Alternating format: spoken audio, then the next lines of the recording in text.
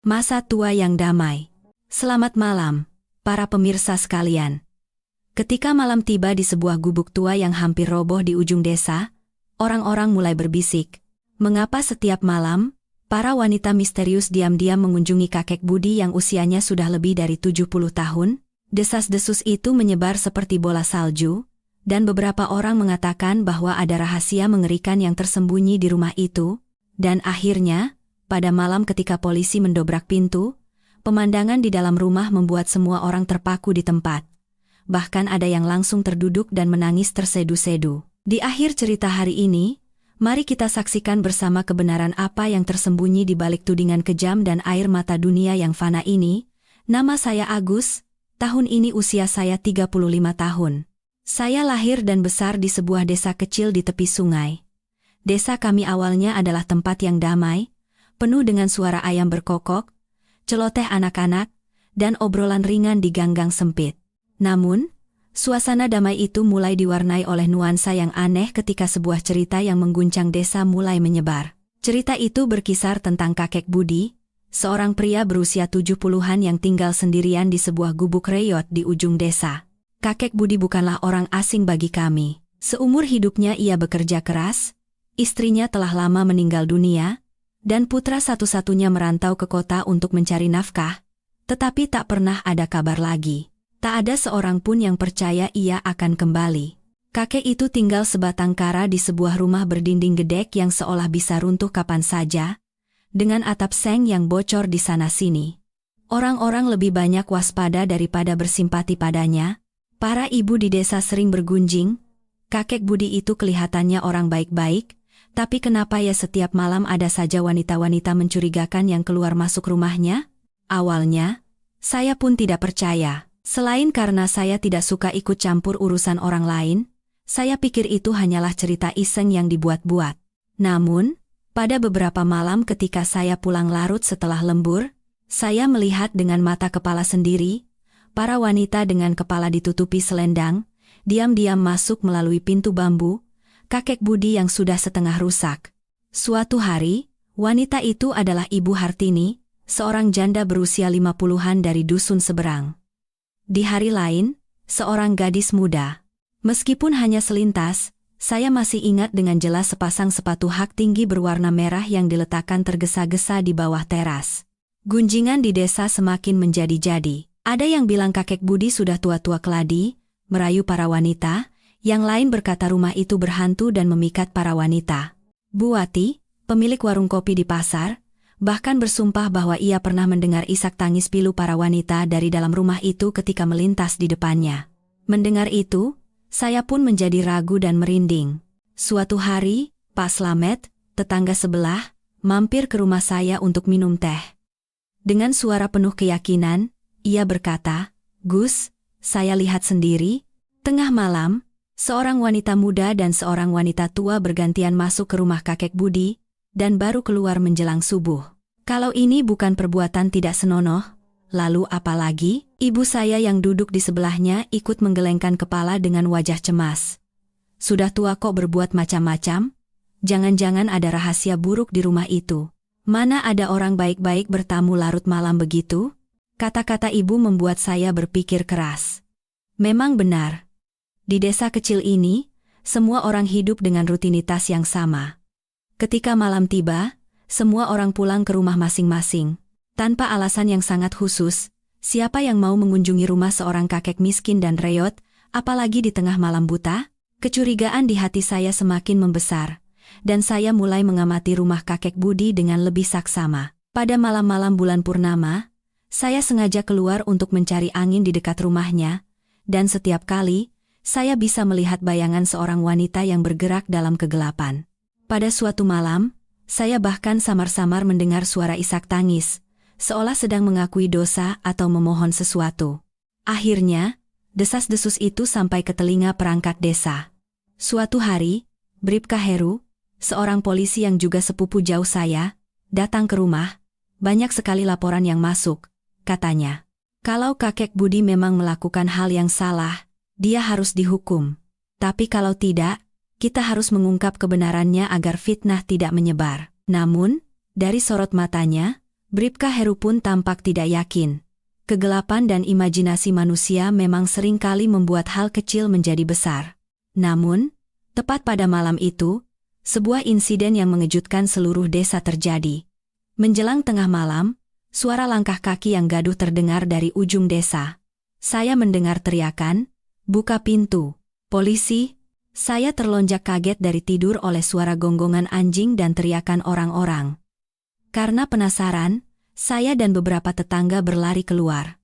Di depan mata kami, beberapa polisi dari Polsek dan anggota Hansip sedang menggedor-gedor pintu kayu lapuk rumah kakek Budi. Dari dalam, sunyi senyap, hanya cahaya lampu minyak yang berkelip-kelip dari celah pintu. Bu Wati berbisik dengan tubuh gemetar, "Kan, apa kataku? Pasti ada sesuatu yang tidak beres di dalam sana." Seorang anggota Hansip berteriak kesal, "Kalau tidak dibuka juga, kami akan dobrak." Tak lama setelah itu, terdengar suara berdebum keras dan pintu kayu yang lapuk itu hancur berkeping-keping, menampakkan ruangan yang gelap dan berbau apek. Saat itu, napas saya tertahan. Di bawah cahaya remang-remang, tidak hanya ada kakek Budi yang mengenakan baju coklat lusuh, tetapi juga 3 orang wanita. Ada Ibu Hartini dengan rambut acak-acakan, seorang gadis muda berusia sekitar 25 tahun yang belakangan saya tahu bernama Dewi, dan seorang ibu berwajah asing dengan tubuh kurus kering, dan wajah yang bengkak kemerahan. Semua terduduk di lantai tanah dengan mata sembab, tak ada yang bisa berkata-kata. Para polisi dan anggota Hansip pun tampak terkejut sesaat. Bribka Heru membentak, "Ada apa ini semua? Kenapa kalian berkumpul di sini tengah malam begini?" Kakek Budi bangkit dengan gemetar sambil memegangi dadanya. Suaranya serak dan pecah. "Pak polisi, jangan salah paham. Saya hanya..." Namun, kata-katanya terputus. Dari belakang, isak tangis pilu gadis muda itu meledak. Ia menutupi wajahnya dan terisak, Saya tidak punya tempat untuk pergi." Rumah itu diliputi keheningan yang berat, sementara di luar orang-orang berbisik-bisik. Ada yang mencibir, ada yang merasa iba. Saya berdiri di sana, merasakan jantung saya berdebar kencang, tidak tahu harus percaya pada apa. Seorang kakek berusia 70-an, 3 wanita asing, dan sebuah gubuk reot di tengah malam. Rahasia apa yang sebenarnya tersembunyi? Namun, saat pandangan saya tertuju pada wajah kakek Budi, saya melihat sesuatu. Di matanya, tidak ada kejahatan atau nafsu seperti yang digunjingkan orang, yang ada hanyalah penderitaan yang mendalam, seolah ia memikul seluruh beban dunia. Tatapan mata itulah yang membuat saya tidak bisa beranjak pergi. Saya punya firasat, di balik cerita ini, ada kisah yang jauh lebih panjang dan rumit dari yang terlihat. Ketika polisi mendobrak pintu, pemandangan di depan mata membuat semua orang membeku. Tak seorang pun membayangkan akan ada 3 wanita di dalam gubuk reot itu. Dalam keheningan yang mencekam, semua mata tertuju pada kakek Budi. Beberapa tetangga berbisik dengan nada penuh curiga, sementara yang lain menyeringai seolah tebakan mereka terbukti benar. Bribka Heru, seorang polisi veteran yang sudah menangani berbagai kasus di desa, tetap tenang. Ia melangkah masuk dan menyapu pandangannya ke seluruh sudut ruangan dengan tajam. Tikar pandan usang di lantai tanah, beberapa potong pakaian wanita yang digantung seadanya di dinding, dan sebuah panci yang masih hangat seolah baru selesai digunakan untuk memasak makan malam. Semua itu tertangkap oleh matanya. Sambil mengerutkan kening, Bribka Heru bertanya dengan suara jelas, "Kakek Budi, tolong jelaskan. Kenapa ada begitu banyak wanita di rumah Anda tengah malam begini?" Kakek Budi, dengan wajah penuh keriput yang memancarkan ketakutan dan penderitaan, mencoba berdiri sambil bertumpu pada lantai dengan tangan gemetarnya. Ia berusaha membuka mulut, tetapi suaranya serak dan hampir tak terdengar. "Pak polisi, jangan salah paham. Kata-katanya terhenti di sana. Tepat saat itu, Dewi, wanita termuda di antara mereka, tiba-tiba meledak dalam tangis. Isakannya yang pilu memenuhi ruangan kecil itu, membuat suasana semakin berat. Sambil menutupi wajahnya, ia berkata, Saya ditipu. Saya tidak punya tempat tujuan, kakek kasihan dan mengizinkan saya tinggal sementara di sini." Semua orang terdiam. Gadis berusia sekitar 25 tahun itu memiliki wajah yang masih lugu, matanya bengkak, dan tubuhnya kurus kering. Namun, masih ada yang tidak percaya. Bu Wati mendengus dan berbisik kepada orang di sebelahnya. Tinggal? Memangnya kenapa harus tinggal di rumah kakek-kakek seperti dia? Aneh sekali. Meskipun berbisik, semua orang bisa mendengarnya. Saat itu, Ibu Hartini yang sedari tadi diam, angkat bicara dengan suara gemetar. Pak Polisi, jangan salahkan kakek Budi. Yang pertama kali datang ke sini adalah saya. Saya hidup sendirian, kesepian membuat saya tidak bisa tidur setiap malam. Jadi saya datang ke sini hanya untuk berkeluh kesah, butuh seseorang untuk mendengarkan cerita saya. Kakek ini tidak bersalah sama sekali.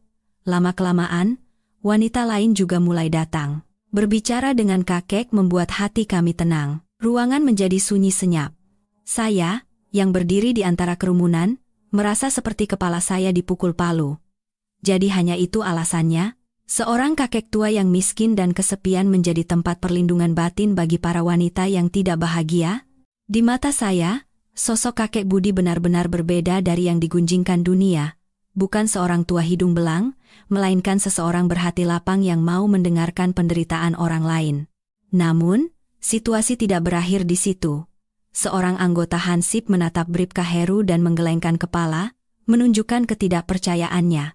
Memang, di dunia ini, sulit untuk percaya pada cerita yang begitu sederhana. Datang diam-diam di malam hari, terdengar isak tangis, siapa yang tidak akan membayangkan hal lain? Bribka Heru menghela napas panjang, lalu membuat keputusan.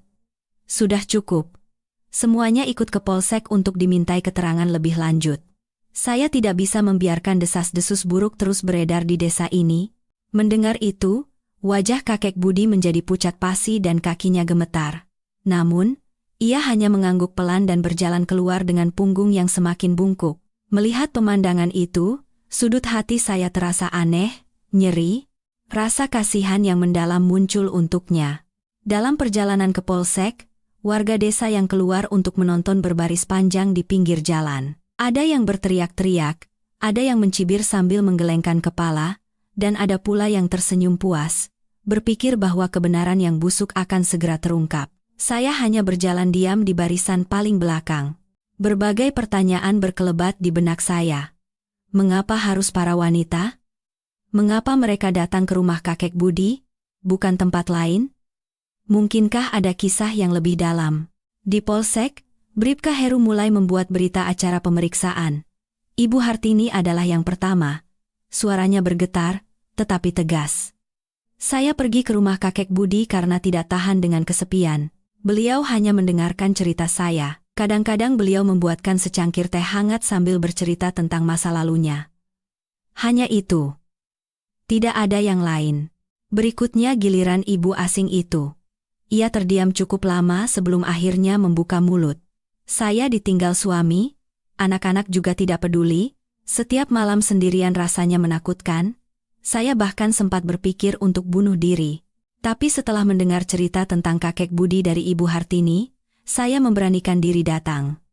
Beliau tidak menertawakan saya, tidak juga mengusir saya. Beliau hanya mendengarkan dan menghibur saya. Berkat beliau, saya masih hidup sampai hari ini. Kantor polisi itu senyap. Hati orang-orang yang tadinya curiga mulai goyah, namun, seseorang masih berkata dengan nada kaku, bicarakan gampang, siapa yang bisa percaya? Buktinya tidak ada. Terakhir, giliran Dewi. Gadis muda itu ragu-ragu cukup lama, hanya menatap lantai dengan mata yang memerah. Kemudian, sambil menggigit bibirnya, ia berkata dengan suara pelan, Saya pergi bekerja di pabrik garmen di kota, tapi semua uang saya ditipu habis. Saya bahkan hampir dijual ke tempat yang tidak baik. Saya berhasil kabur, tapi tidak berani pulang karena takut dimarahi orang tua. Saat saya tersesat di jalan, saya bertemu kakek Budi. Kakek membawa saya ke rumahnya, memberi saya makan, dan tempat untuk tidur. Beliau tidak pernah melakukan hal buruk apapun pada saya. Kalau bukan karena kakek, mungkin saya sudah tidak ada di dunia ini hari ini. Kata-kata Dewi membuat semua orang terdiam. Saya melihat kakek Budi, ia menundukkan kepala sambil menyeka air mata. Saat itu saya sadar, di dalam gubuk miskin dan reyot itu, tidak ada kebusukan seperti yang dibayangkan orang, melainkan sebuah tempat perlindungan kecil bagi jiwa-jiwa yang terluka. Bribka Heru terdiam cukup lama, tenggelam dalam pikirannya.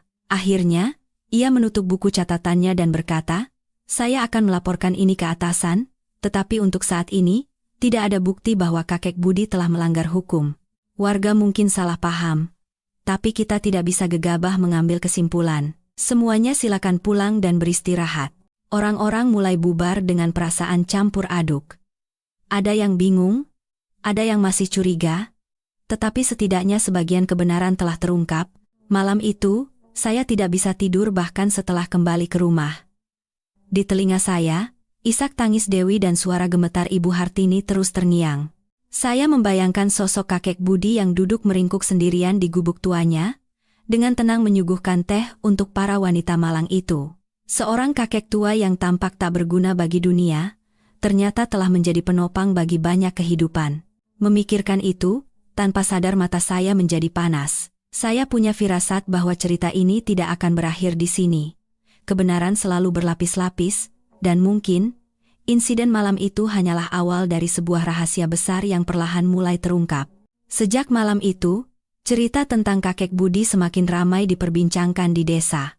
Meskipun Polsek telah menyatakan tidak ada tuduhan apapun, banyak orang masih berbisik di belakang, bahkan ada yang terang-terangan mencibir. Apakah memang begitulah sifat manusia? Sekalipun kebenaran terungkap, sulit untuk menghentikan mulut dunia. Setiap kali mendengar gunjingan itu, saya merasa marah seolah-olah mewakili kakek Budi. Namun, yang lebih membuat hati saya sakit adalah wajah sedih Dewi dan kesedihan mendalam yang terpancar di mata kakek Budi. Saya menyadari bahwa setelah hari itu, semakin banyak orang yang mengunjungi rumah kakek Budi. Bukan hanya para wanita seperti sebelumnya, tetapi juga beberapa pria di desa datang untuk berbincang dengannya. Siang hari, ia berkebun sayuran dan memelihara beberapa ekor ayam kurus, dan ketika malam tiba, tamu-tamu pasti datang. Anehnya, kali ini tidak ada yang bersembunyi. Mereka datang dengan terang-terangan, kadang-kadang membawa segenggam beras atau seikat sayuran sebagai tanda terima kasih. Suatu sore, ketika saya melintas di depan rumahnya, Dewi sedang duduk di beranda sambil menyapu halaman dengan sapu lidi yang sudah usang. Melihat saya, ia menundukkan kepala dengan tatapan canggung namun sopan. "Selamat sore, Pak Agus." Saya mengangguk dan tersenyum, lalu bertanya, "Kamu masih di sini, ya? Kenapa tidak pulang ke rumah?" Dewi menunduk dalam-dalam. "Saya belum punya keberanian, Pak. Orang tua saya mengira saya kabur dari rumah mengikuti laki-laki tidak baik. Kalau saya pulang sekarang, mungkin mereka tidak akan menganggap saya anak lagi. Saya tidak punya pilihan selain menumpang pada kakek Budi." Suaranya bergetar saat mengatakan itu. Hati saya merasa iba, gadis muda yang terpojok di jalan buntu, seperti anak burung yang kehilangan sarangnya. Jika kakek Budi yang menampungnya, maka ia benar-benar bukan orang biasa. Malam itu, saya memutuskan untuk mengunjungi rumah kakek Budi. Rumahnya masih sama seperti dulu. Cahaya remang-remang dari lampu minyak dan aroma samar asap dari tungku. Kakek Budi sedang duduk di sebuah balai-balai bambu tua. Tubuhnya kurus kering, tetapi sorot matanya luar biasa jernih. Melihat saya, ia tersenyum ramah. "Oh, Nak Agus, sudah lama tidak mampir. Mari, masuk." Saya duduk, dan kakek menuangkan secangkir teh hangat. Rasa pahitnya terasa di ujung lidah, tetapi kehangatannya luar biasa. Setelah ragu sejenak, saya bertanya, "Kek, kenapa begitu banyak orang yang datang mencari kakek? Sebenarnya ada apa?" Kakek Budi terdiam, menatap kegelapan di halaman, tatapannya jauh, seolah menyimpan seluruh perjalanan hidupnya. Setelah beberapa saat, ia perlahan membuka mulut. "Nak Agus, tahu tidak, hidup manusia itu ya begitu-gitu saja. Setiap orang pasti punya satu ganjalan di hati yang tidak bisa diselesaikan. Masalahnya adalah, tidak ada orang yang bisa diajak bicara. Aku hanya mendengarkan saja, tapi kata mereka, itu sudah menyelamatkan banyak orang." Saya terkejut. Seorang kakek miskin tanpa uang dan kehormatan menjadi pilar spiritual bagi banyak orang? Di dunia ini, betapa banyak orang kaya yang justru tidak mau mendengarkan cerita keluarganya sendiri. Saya teringat pepatah lama, bahwa kehangatan yang dibagi oleh orang miskin lebih berharga daripada uang yang diberikan oleh orang kaya. Dewi, yang duduk diam di sudut, angkat bicara dengan suara lirih. Kalau bukan karena kakek, mungkin saya tidak akan punya keberanian untuk hidup. Di sini memang miskin, tapi setidaknya saya tidak merasa direndahkan. Saya menatapnya. Di matanya, terpancar luka yang dalam bersama dengan rasa terima kasih yang tulus. Cerita kakek Budi panjang. Setelah istrinya meninggal dan putranya pergi dari rumah, ia berkali-kali berniat untuk mengasingkan diri dari dunia dan hidup seolah-olah mati. Suatu malam, Ibu Hartini, janda dari dusun seberang, datang mengetuk pintu, lalu tiba-tiba menangis sejadi-jadinya dan pulang. Sejak hari itu, wanita-wanita lain mulai berdatangan satu persatu. Mereka semua datang dengan kisah masing-masing. Ada yang ditinggal suami, ada yang diabaikan anak, bahkan ada yang pernah mencoba bunuh diri di sungai, dan kakek Budi. Dengan sabar mendengarkan semua cerita itu, saya menghela napas panjang dan menyadari banyak hal. Ternyata, Gubuk Reyot itu adalah benteng terakhir yang menopang kehidupan yang hampir runtuh. Namun, dunia tidak mudah percaya pada niat baik yang murni. Orang-orang lebih suka mengarang cerita dan bergosip daripada menerima fakta bahwa seorang kakek miskin bisa menghibur orang lain. Selama beberapa hari berikutnya, saya menjadi semakin dekat dengan kakek Budi. Saya sering mampir untuk mengobrol, membantu mengganti kasau atap yang lapuk, dan menambal dinding gedek. Suatu kali, saat kami sedang memotong kayu, Pak Slamet yang dulu mencurigainya, berhenti dan berkata dengan suara pelan, "Gus, kamu membantu orang tua itu adalah perbuatan yang sangat baik. Orang seperti kakek Budi itu jarang ada."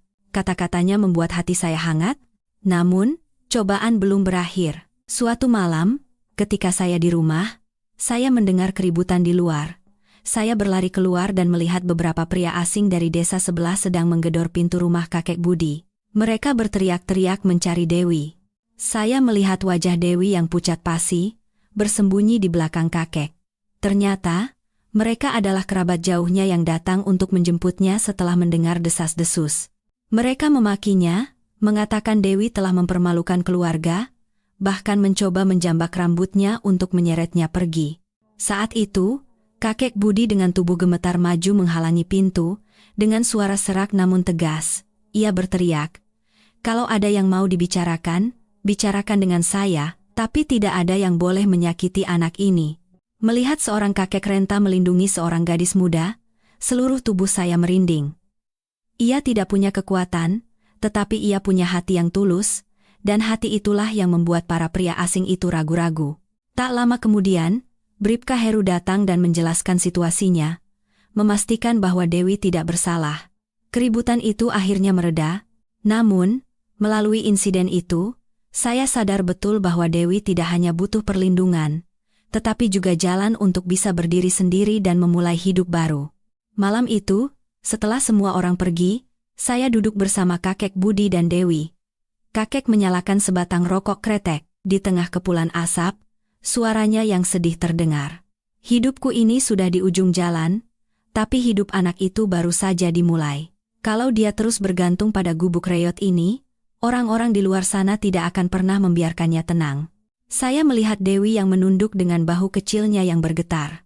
Sesaat, muncul rasa tanggung jawab yang tak bisa saya jelaskan di dalam hati. Mungkin sejak saat itulah, cerita ini bukan lagi hanya tentang kakek Budi. Cerita ini telah menarik saya masuk, dan saya pun harus melakukan sesuatu demi kebaikan tulus yang coba dipertahankan oleh kakek. Setelah insiden kerabat Dewi yang datang membuat keributan, suasana di desa tidak kunjung membaik, justru muncul desas-desus baru. Ada yang bilang kakek Budi sengaja menahan Dewi untuk menjadikannya istrinya, ada pula yang mengatakan ia menyembunyikan rahasia yang lebih besar dan hanya menipu mata dunia. Setiap kali mendengar omongan itu, saya merasa muak. Saya tahu betul semua itu hanyalah potongan-potongan cerita yang terdistorsi oleh pandangan picik, tapi bagaimana cara membungkam mulut dunia? Dewi hampir tidak pernah keluar rumah sejak hari itu. Ketika saya mengunjunginya, ia sedang diam-diam menambal pakaian usang, matanya yang sedih tak memancarkan sedikit pun semangat hidup. Kakek Budi menatapnya dengan pandangan campur aduk antara iba dan tak berdaya. Ia berkata pelan kepada saya, "Aku memang sudah tua, tapi setidaknya di dalam rumah ini aku masih bisa melindunginya. Tapi sampai kapan? Anak itu harus menemukan jalannya sendiri untuk hidup. Kalau tidak, hidupnya akan hancur." Saya tidak bisa berkata apa-apa. Saya pun tidak punya solusi yang jitu. Suatu sore, Bribka Heru mampir ke rumah saya. Ia menghisap rokoknya dalam-dalam, lalu menghela napas. Gus, aku juga pusing karena masalah ini. Warga terus bergunjing.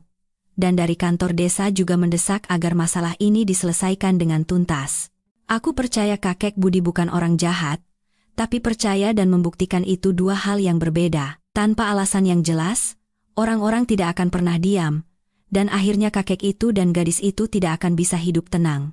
Mendengar kata-kata Heru, hati saya semakin berat. Kemudian, secara kebetulan saat saya pergi ke kota karena urusan pekerjaan, saya bertemu dengan Bima, teman SMA saya yang sekarang menjadi dokter di RSUD.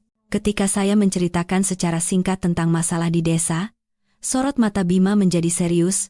Gus, katanya, aku tahu beberapa kasus serupa. Banyak wanita yang mengalami trauma psikologis atau depresi. Mereka hanya butuh tempat untuk didengarkan. Kalau kakek itu benar-benar melakukan peran itu, beliau lebih berharga dari psikolog manapun. Kata-katanya membuat saya tersadar.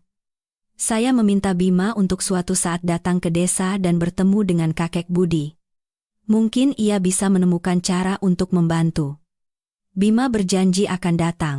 Seminggu kemudian, sesuai janjinya, Bima datang ke desa. Kami berjalan bersama menuju gubuk reot itu. Awalnya kakek Budi sedikit waspada, tetapi setelah tahu Bima adalah seorang dokter, ia menyambut kami dengan ramah. Kami duduk mengelilingi meja kayu tua, uap dari teh hangat mengepul. Bima menatap kakek Budi dan bertanya dengan suara tulus, "Kek, saya dengar dari teman saya, kakek sering mendengarkan cerita para ibu di desa ini. Bolehkah kakek menceritakannya sedikit lebih detail?" Kakek ragu sejenak, lalu menunduk. "Aku tidak melakukan hal yang luar biasa, Nak. Aku hanya tidak tega mengusir orang yang datang. Aku sediakan tempat duduk, segelas air, dan hanya mendengarkan. Ada yang menangis, ada yang bilang ingin menyerah pada hidup. Aku hanya bilang selama masih hidup, kesempatan itu selalu ada. Jangan menyerah." Orang tua miskin sepertiku hanya bisa meminjamkan telinga dan rasa iba. Mendengar itu, Bima mengangguk dengan tatapan kagum. Ia berkata pelan kepada saya, "Gus, kakek ini adalah penyembuh sejati. Tidak perlu punya ijazah untuk menolong orang. Terkadang, satu orang yang mau mendengarkan dengan tulus lebih penting daripada obat." Dewi, yang duduk di sebelah, yang sedari tadi diam, tiba-tiba berkata sambil berlinang air mata, "Kalau bukan karena kakek, mungkin saya sudah mati. Saya ditipu, dibuang, dan semua orang menuding saya. Hanya kakek yang mengulurkan tangan dan membantu saya bangkit. Budi ini tidak akan pernah saya lupakan seumur hidup." Mendengar kata-katanya, mata kakek Budi pun memerah. Dengan tangan gemetar, ia merangkul bahu Dewi dan berkata dengan suara tercekat, "Dewi, apa yang sudah kakek lakukan untukmu? Aku hanya ingin melihatmu hidup dan bangkit kembali. Itu saja sudah membuatku bahagia." Malam itu, dalam perjalanan pulang, Bima berkata kepada saya, "Gus, kita coba begini. Kita ceritakan kisah ini kepada dunia dengan benar. Kalau orang-orang tahu kebenarannya, kecurigaan pasti akan berkurang. Aku akan membawa beberapa rekan untuk memeriksa dan memberikan konseling kepada para ibu itu. Sambil membantu mereka, kita juga bisa membuktikan bahwa kakek Budi tidak melakukan hal yang salah."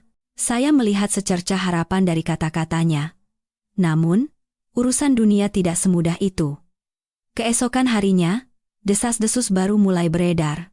Ada yang mengatakan kakek Budi mengumpulkan para wanita telantar untuk membuat sekte sesat. Fitnah keji itu membuat Dewi menangis seharian. Kakek Budi hanya diam, wajahnya menunjukkan kelelahan yang mendalam. Ia tampak sudah terbiasa dengan cercaan dunia, tapi saya tahu betapa sakit hatinya. Malam itu, saya tidak bisa tidur, kata-kata Bima. Selama masih hidup, kesempatan itu selalu ada, terus terngiang di kepala saya. Tiba-tiba saya sadar, bukan hanya para wanita yang terluka itu, kakek Budi sendiri juga butuh kesempatan untuk mendapatkan pengakuan yang layak dari dunia. Keesokan paginya, saya dan Bima kembali mengunjungi rumah kakek. Bima membawa beberapa buku catatan dan peralatan pemeriksaan kesehatan sederhana. Ia menjelaskan, Aku akan berbicara langsung dengan para ibu yang pernah datang ke sini. Aku akan mencatat cerita mereka, menambahkan pendapat medis, dan menciptakan bukti ilmiah bahwa mereka benar-benar mengalami kesulitan psikologis dan mendapatkan bantuan mental dari kakek. Mendengar itu, kakek Budi sangat terharu, matanya memerah, dan ia hanya bisa mengucapkan terima kasih berulang kali. Ibu Hartini adalah yang pertama setuju. Ia menceritakan kesepian yang dialaminya setelah suaminya meninggal, malam-malam hampa yang membuatnya tidak bisa tidur, dan momen ketika ia pernah mencoba bunuh diri di sungai. Kalau bukan karena kakek Budi, saya mungkin sudah tidak ada di sini, katanya sambil menatap kejauhan. Bima mencatat dengan saksama dengan tatapan penuh empati. Berikutnya adalah ibu asing dari tempo hari. Ia menceritakan kisahnya ditinggal anak-anak dan hidup dalam penderitaan sendirian. Setiap kali datang ke rumah kakek Budi, ia merasa punya tempat bersandar, meskipun hanya sesaat. Bima mengangguk dan menjelaskan, ini adalah gejala depresi ringan, jika tidak ada yang peduli, bisa menjadi sangat berbahaya. Terakhir adalah Dewi. Ia duduk di depan Bima, dengan tangan gemetar menceritakan kembali kisahnya ditipu di kota. Ia berlinang air mata. Saya pikir diri saya tidak berharga, tapi kakek tidak merendahkan saya, beliau memberi saya makan dan tempat tidur. Berkat beliau, saya punya keberanian untuk hidup lagi. Bima terdiam sejenak, lalu meletakkan tangannya di atas buku catatan dan berkata dengan tegas, Dewi, kamu harus percaya bahwa dirimu berharga. Orang lain bisa menipumu, tapi selama kamu melindungi dirimu sendiri, tidak ada yang bisa merenggut martabatmu. Dan kakek Budi telah menunjukkan hal itu kepadamu. Mendengarkan percakapan mereka, saya diliputi perasaan yang tak terlukiskan. Ternyata, apa yang telah dilakukan kakek Budi secara diam-diam selama beberapa tahun terakhir adalah terapi psikologis bagi jiwa-jiwa yang terluka dan obat bagi mereka yang menderita. Namun, dunia, alih-alih mengakuinya, justru mencurigai dan menertawakannya. Sore itu, setelah semua orang pulang, saya menatap kakek Budi. Ia duduk termenung di beranda. Senja menyinari wajahnya yang keriput, dan matanya bersinar luar biasa jernih. Saya berkata pelan, Kek, suatu hari nanti semua orang akan tahu. Kami pasti akan mewujudkannya. Ia mengangguk pelan.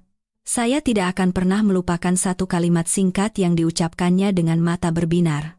Semoga aku masih hidup sampai bisa melihat hari itu. Beberapa hari setelah Dr. Bima datang dan mencatat kisah para wanita yang mengunjungi kakek Budi, suasana di desa tampak sedikit mereda. Beberapa orang mulai mengubah pandangan mereka, tetapi tatapan curiga masih banyak. Saya tahu betul bahwa mematahkan prasangka jauh lebih sulit daripada sekadar beberapa patah kata. Bribka Heru di Polsek juga tidak tinggal diam. Suatu sore, ia mampir ke rumah saya, meletakkan cangkir tehnya, dan berkata, Gus, aku sudah banyak berpikir. Waktu kita mendobrak pintu rumah kakek Budi tempo hari, banyak orang masih curiga, tapi catatan dari Dr. Bima itu bisa menjadi bukti yang kuat. Kali ini, aku harus menuntaskannya. Bukan hanya untuk membersihkan nama baik kakek, tapi juga untuk mengakhiri desas-desus busuk ini. Saya melihat tekad di mata Heru. Ia adalah orang yang lurus dan tidak tahan melihat ketidakadilan. Saya percaya ia tidak akan membiarkan orang baik seperti kakek Budi menderita secara tidak adil.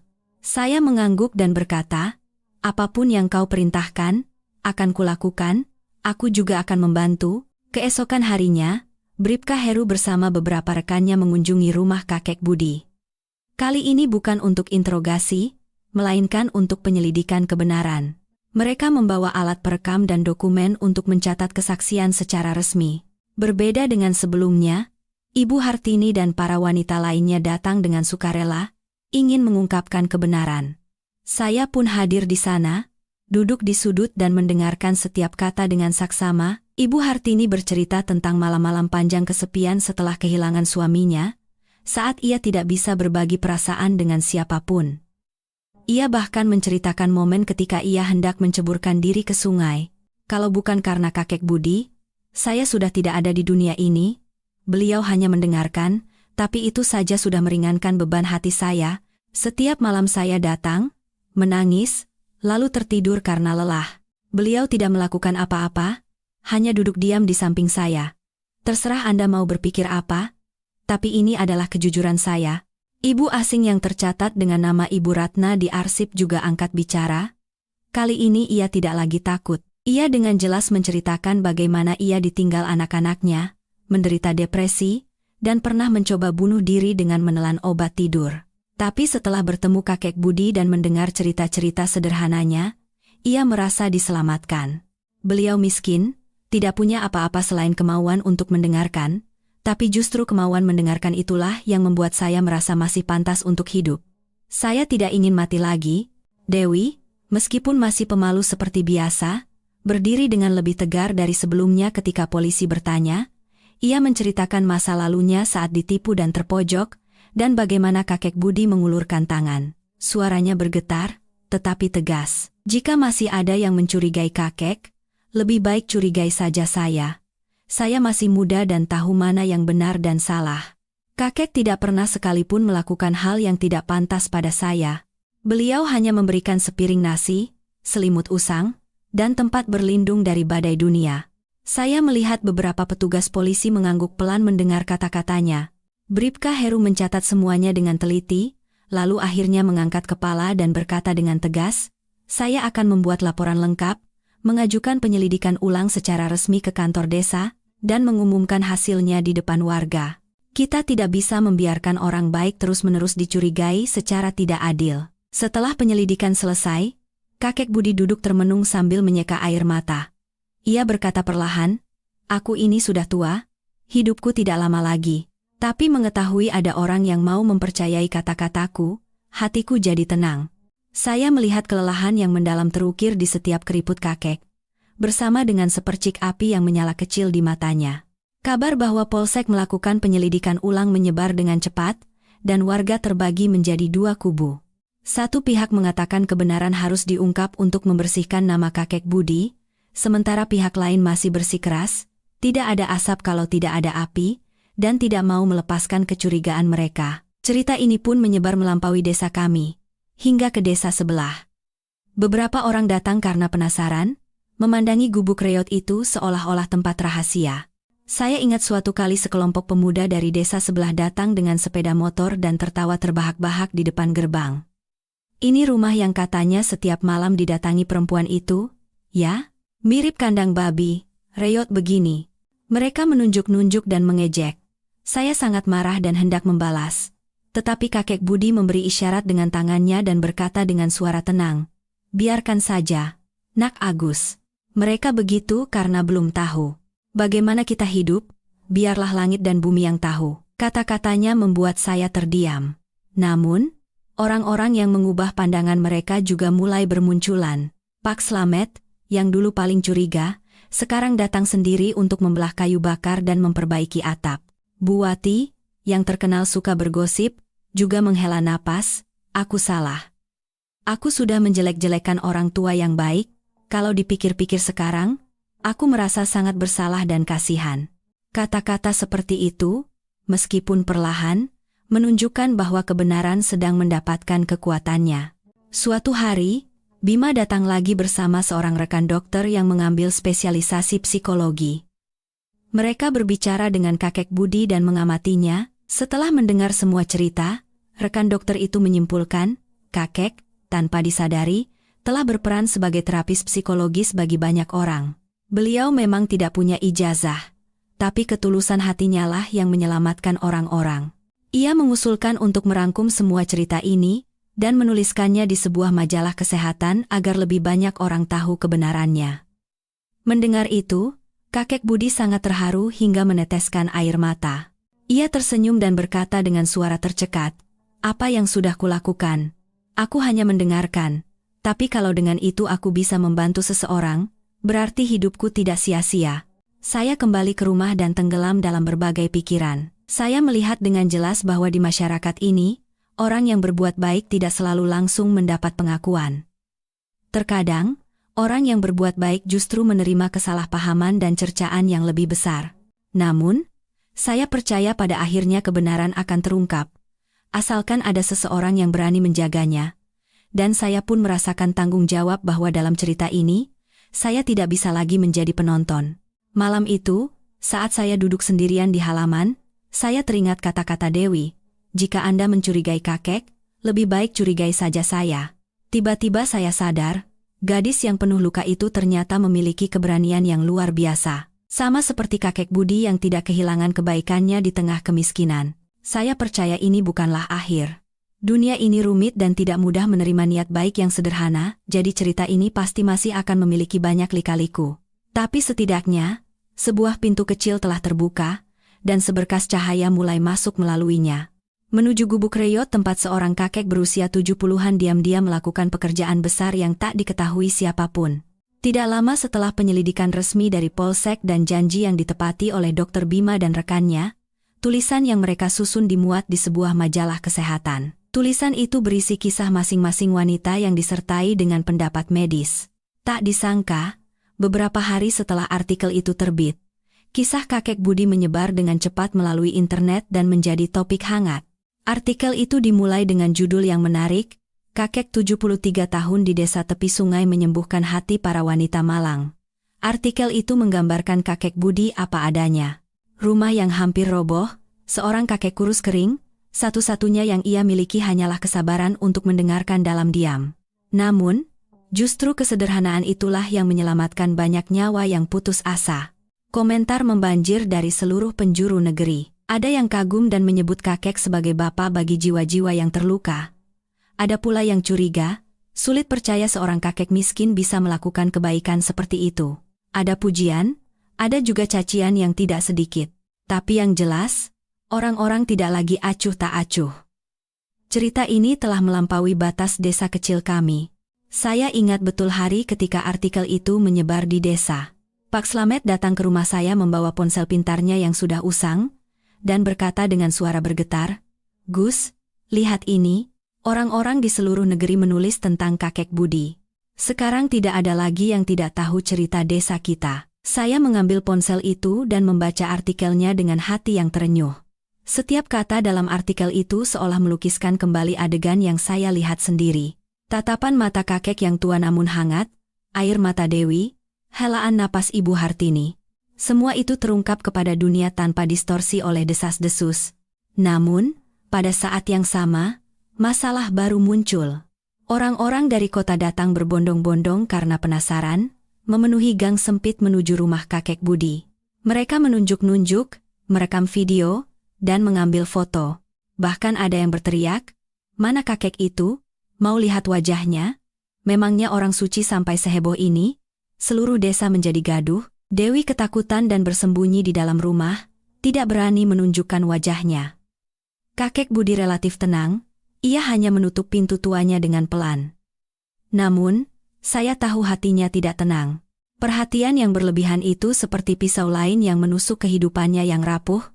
Malam itu, ketika saya mengunjunginya, kakek sedang duduk di samping lampu minyak, wajah tuanya penuh dengan kekhawatiran yang mendalam. Saya bertanya, "Kek, ada yang kakek khawatirkan?" Ia menjawab perlahan, "Aku tidak takut orang-orang tahu. Aku takut mereka salah tahu. Seumur hidupku aku sudah terbiasa mendengar omongan kasar, tapi Dewi dan yang lainnya itu lemah. Mereka tidak akan sanggup menahannya." Suaranya bergetar, dan tatapannya menerawang jauh. Saya terdiam sejenak, lalu membacakan komentar-komentar positif di internet dan pesan-pesan dukungan dari orang-orang tak dikenal. Mendengar itu, kakek Budi mengangguk pelan. Sudut bibirnya sedikit bergetar, seolah tersenyum. Kalau memang ada yang percaya, itu sudah cukup. Namun, nasib sepertinya terus menguji orang baik. Sehari kemudian, para wartawan datang. Mereka ingin mewawancarai kakek Budi secara langsung dan merekam rumahnya. Awalnya kakek ragu, tetapi saya dan Bima meyakinkannya bahwa ia harus setuju untuk memberitakan kebenaran dengan benar. Karena jika diam, orang-orang akan mengarang cerita sesuka hati. Setelah berpikir panjang, kakek setuju. Pada hari pengambilan gambar, saya mendampinginya dengan hati yang berat.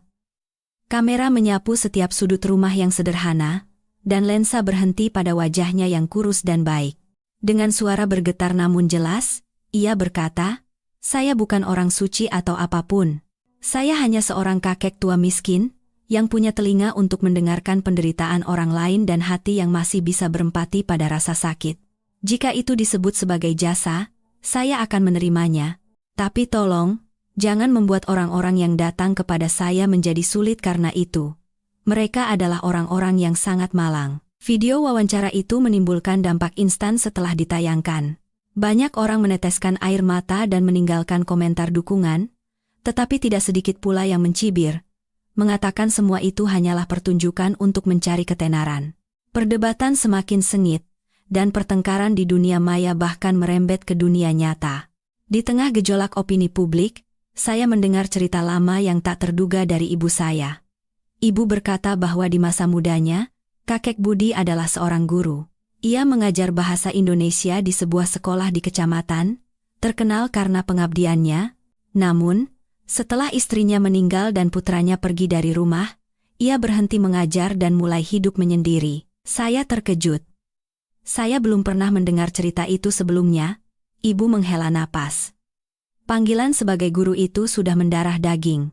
Sekarang, bukan lagi dengan kapur dan papan tulis, tapi ia mengajar cara mengatasi kesedihan dengan mendengarkan cerita orang lain. Saya kehilangan kata-kata. Semuanya terasa seperti menemukan tempatnya. Kata-kata penghiburannya yang sederhana bukanlah kebetulan, melainkan kristalisasi dari kebijaksanaan yang didapat dari pengalaman seumur hidup berdiri di depan kelas memimpin murid-muridnya. Mungkin itulah alasan mengapa begitu banyak wanita yang terluka bisa menemukan ketenangan di hadapannya. Malam itu, saya menceritakan fakta ini kepada Bima. Bima mengangguk. Itu dia. Masa lalu yang harus diketahui dunia. Kalau orang-orang tahu kakek pernah menjadi guru, mereka akan lebih memahaminya.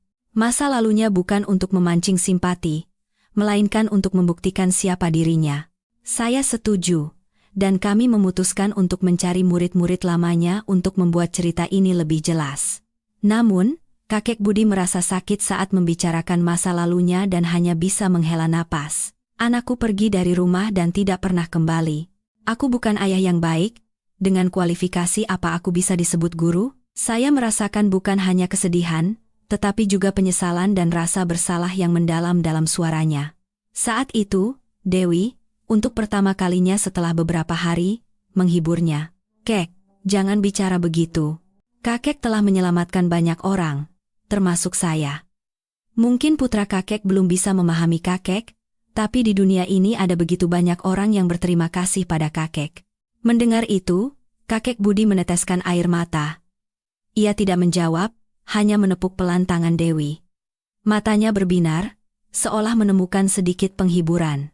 Saya menatap kedua orang itu, seorang kakek tua dan seorang gadis muda, dan hati saya terasa sesak. Saya sadar, di balik cerita yang sepertinya sudah terungkap semua ini, masih ada luka yang lebih dalam yang belum terbuka. Kakek Budi bukan hanya tempat perlindungan bagi para wanita desa, tetapi ia sendiri adalah seseorang yang membutuhkan penyembuhan.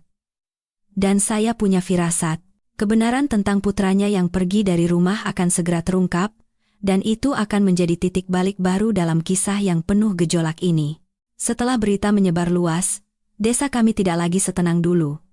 Jumlah orang yang datang ke gubuk reot itu meningkat dari hari ke hari. Ada yang datang karena penasaran, ada yang bersimpati, dan ada pula yang masih menatap dengan curiga. Kakek Budi yang hidup dalam ketenangan, dalam sekejap menjadi pusat perhatian dunia. Fakta itu membuatnya terkejut, sekaligus lelah. Namun, yang lebih saya khawatirkan adalah kondisi Dewi. Hari demi hari, ia semakin bergantung pada kakek Budi. Saya melihat Dewi memasak, menambal pakaian, bahkan dengan tangannya yang rapuh memperbaiki atap, membantu mengurus rumah. Melihatnya, seperti melihat seorang anak perempuan yang berbakti merawat ayahnya yang sudah tua. Dewi jarang tersenyum, tetapi ketika berada di samping kakek Budi, sorot matanya luar biasa hangat. Suatu sore, saat saya berkunjung, saya tidak sengaja mendengar percakapan mereka. Dewi bertanya dengan pelan, "Kek, apakah kakek pikir suatu hari nanti putra kakek akan kembali?" Kakek Budi terdiam cukup lama, lalu menghela napas. "Sekarang aku tidak berharap lagi, sudah lebih dari 30 tahun anak itu pergi dari rumah. Tidak ada sepucuk surat, tidak ada telepon, kalau dia masih menganggapku ayahnya, pasti sudah lama kembali." Suaranya tercekat, dan Dewi menunduk tanpa kata. Mendengar percakapan itu, hati saya terasa perih. Saya bisa merasakan luka yang dalam dan tak pernah sembuh di hatinya. Beberapa hari kemudian, seseorang yang tak terduga muncul di desa. Seorang pria berpenampilan rapi, dengan aura kesuksesan, datang mengendarai mobil sedan tua. Warga desa berkerumun, bertanya-tanya siapa dia. Ketika ia bertanya arah ke rumah kakek Budi, rasa penasaran mereka semakin menjadi. Saya juga ada di sana saat itu. Pria itu menghentikan mobilnya, mendekati saya, dan bertanya dengan sopan, "Permisi, Pak, apakah benar ini jalan menuju rumah Bapak Budi?" Saya tertegun sejenak dan bertanya balik, "Anda siapa, ya?" Pria itu tersenyum pahit. "Saya Hendra, putranya." Mendengar itu, saya membeku di tempat. Selama puluhan tahun, seluruh desa percaya bahwa putranya telah hilang kontak. Tidak ada yang menyangka hari ini akan datang. Saya menatap wajahnya dengan saksama, sorot matanya yang dalam dan sedih sangat mirip dengan kakek Budi. Dengan perasaan campur aduk, saya menunjukkan jalannya. Ketika Hendra melangkah ke halaman, kakek Budi sedang menganyam sebuah bakul bambu tua. Mendengar langkah kaki, kakek mengangkat kepala, matanya yang kabur tiba-tiba membelalak. Bakul di tangannya jatuh ke tanah. Ia berdiri dengan gemetar, lalu berkata dengan suara pecah, "Apakah kau benar-benar anakku?" Hendra dengan cepat mendekat dan berlutut di hadapannya. "Ayah, ini saya. Saya pulang terlalu terlambat." Melihat pemandangan itu, saya dan Dewi tak kuasa menahan air mata. Kakek Budi dengan tangan gemetar mengelus wajah putranya. Air mata mengalir tanpa henti. Ia menangis sambil memarahi putranya. "Kenapa baru sekarang kau datang? Betapa lamanya aku menunggumu. Aku kira kau sudah mati." Hendra terisak. "Maafkan saya, Ayah. Saya merantau, berbisnis tapi terlilit utang, dan tidak berani pulang. Setelah saya berhasil bangkit lagi, saya tidak punya keberanian untuk bertemu Ayah. Tapi setelah membaca berita tentang Ayah di koran, saya tahu saya tidak bisa lari lagi. Meskipun terlambat, saya harus pulang." Dewi diam-diam menyeka air mata di sudut. Melihat pertemuan ayah dan anak itu, matanya memancarkan kegembiraan sekaligus kesedihan. Ia diam-diam keluar untuk memberi mereka ruang. Saya mengikutinya. Dewi berdiri di bawah pohon mangga, diam-diam mengusap air matanya. Saya bertanya, "Kenapa kamu menangis?" Ia tersenyum paksa. "Saya senang melihat kakek.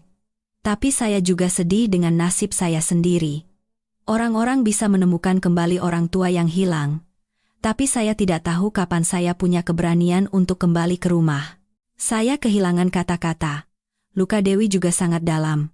Saya hanya bisa menghiburnya, "Suatu saat kamu pasti bisa pulang. Orang tua mana yang membenci anaknya? Kalau kamu menunjukkan bahwa kamu bisa hidup dengan baik, mereka pasti akan mengerti." Ketika saya kembali ke dalam rumah, suasananya sudah benar-benar berbeda. Kakek Budi memegang erat tangan putranya, berbagi cerita tentang tahun-tahun yang telah berlalu. Hendra melihat sekeliling rumah yang reot dan menangis. Saya benar-benar keterlaluan. Membiarkan ayah hidup seperti ini, mulai sekarang, saya yang akan merawat ayah. Namun, kakek Budi menggelengkan kepala. "Aku tidak meminta apa-apa lagi. Kau ada di sini di sisiku, itu sudah cukup." Kabar pertemuan kembali kakek Budi dan putranya menyebar dengan cepat ke seluruh desa. Orang-orang berbisik. Ada yang ikut senang seolah itu urusan mereka sendiri, ada pula yang mencibir, pasti dia datang karena mencium bau ketenaran ayahnya setelah puluhan tahun menghilang. Mendengar kata-kata kejam itu, Hendra hanya menunduk tanpa membantah, tapi saya bisa membaca penyesalan yang tulus di matanya. Selama beberapa hari berikutnya, Hendra tinggal di desa, memperbaiki rumah dan membeli perabotan baru. Kakek Budi tampak beberapa tahun lebih muda, senyum tak pernah lepas dari wajahnya. Dewi juga perlahan menjadi akrab dengan Hendra. Baginya, kakek Budi adalah penolong dan ayah kedua, jadi ia menganggap Hendra seperti kakak kandungnya sendiri. Namun, tidak semuanya berjalan mulus. Suatu malam, saat saya minum teh dengan Hendra, ia mencurahkan isi hatinya. "Pak Agus, jujur saja, masih ada satu hal yang saya khawatirkan. Saya punya istri dan anak di kota. Saya belum menceritakan detail tentang ayah. Saya takut jika mereka tahu, mereka akan menentang karena dianggap merusak nama baik keluarga. Saya tidak ingin ayah terluka lagi." Mendengar itu, hati saya terasa berat. Benar. Dunia tidak akan mudah menerima seorang ayah tua yang tinggal bersama para wanita malang. Malam itu, saya banyak berpikir, kembalinya Hendra adalah titik balik yang besar, tetapi pada saat yang sama, itu adalah awal dari konflik baru. Apakah ia punya keberanian untuk melindungi ayahnya di hadapan pandangan dunia? Atau akankah ia kembali meninggalkan ayahnya?